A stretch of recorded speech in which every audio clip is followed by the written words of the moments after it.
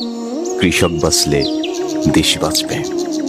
রৌদ্র বাদল মাথায় নিয়ে ফসল ফলায় চাষি, অন্তরে কি দেয় খোঁচা দেয় ওদের মলিন হাসি।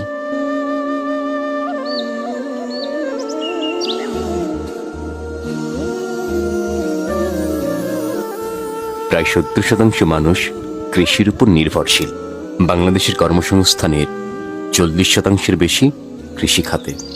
দিনে দিনে জিডিপিতে সেবা ও ম্যানুফ্যাকচারিং খাতের অবদান বাড়ার কারণে কৃষির অবদানের হার কমলেও জিডিপিতে মোট অবদান এখনো বাড়ছে।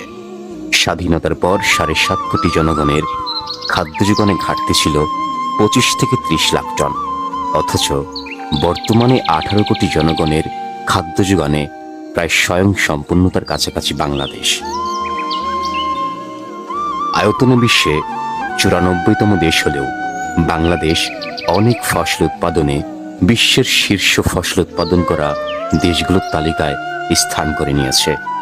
এদেশের কৃষি গবেষক, সম্প্রসারণ কর্মী এবং কৃষকদের যৌথ প্রচেষ্টায় ফসলের উৎপাদনশীলতা বেড়েই চলেছে। ফলে চাষের জমি প্রতি বছর ১% হারে কমার পরেও মোট উৎপাদন বাড়ছে, আমদানি কমছে এবং বৈদেশিক মুদ্রার সাশ্রয় হচ্ছে। বাংলাদেশ ভৌগোলিকভাবে গ্রীষ্মমণ্ডলীয় এলাকায় অবস্থিত হওয়ায় দেশের আবহাওয়া যেমন কৃষি বান্ধব, জমিনও তেমন উর্বর। পাশাপাশি এই বাংলাদেশ তার জনগণের ক্ষুধামুক্তির জন্য স্বাধীনতার পরপরই সবুজ বিপ্লবের আহ্বান করে, যার স্লোগান ছিল কৃষক বাঁচলে দেশ বাঁচবে। সেই থেকে প্রতি ৫ বছর অন্তর পঞ্চবার্ষিক পরিকল্পনা গ্রহণ করা হয়, যার উদ্দেশ্য মূলত খাদ্যশস্যে স্বয়ং সম্পূর্ণতা অর্জন ও কৃষি থেকে আয় নিশ্চিত করা।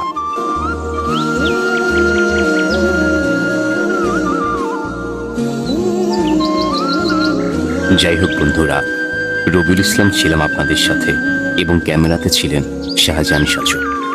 ভিডিওটি যদি আপনাদের ভালো লেগে থাকে তাহলে অবশ্যই আপনার মতামত পেশ করুন।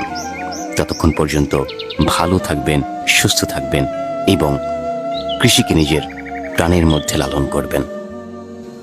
যদিও ভিডিওটির এটি টানতে চেয়েছিলাম, কিন্তু নতুন ধানের চিতই পিঠা যদি নাই খাই তাহলে সার্থক কি হলো এই ভিডিওটির। তাহলে চলুন চিতই পিঠা খেয়ে একসাথে বিদায় নিই। প্রসঙ্গ যখন অতিথি আপ্যায়নের, তখন আমার মা বোনেরাই সেরা। কি সুন্দর দক্ষ হাতে প্রসেসিং চলছে চিতই পিঠা বানানোর। আমার ভিডিওতে আপনাকে খুব বেশি কমেন্ট করতে হবে না, শুধু এতটুকুই বলছি, আপনি কোন জায়গা থেকে আমার ভিডিওটি দেখেছেন অবশ্যই একটু কমেন্ট করবেন, যেন একটু প্রশান্তি পাই।